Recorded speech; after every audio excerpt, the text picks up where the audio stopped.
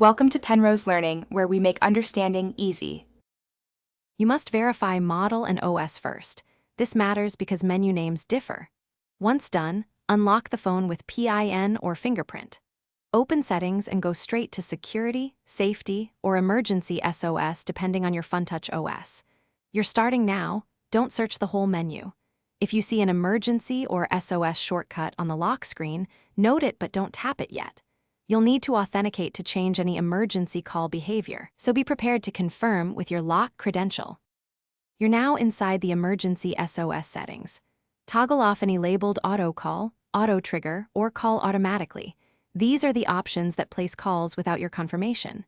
When prompted, authenticate with your PIN or fingerprint to save changes. Next, check lock screen shortcuts. Disable any emergency shortcut or change its behavior so a long press or multiple taps won't trigger a call.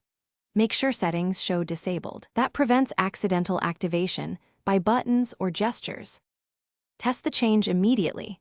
Lock the phone and attempt the previous trigger without calling emergency services. You want no call to start. If the phone still dials, inspect accessibility shortcuts and any safety apps that may override system settings because they can re-enable auto calls. Once checked, reboot the device to ensure settings apply. If problems persist, reset emergency settings or clear relevant app data.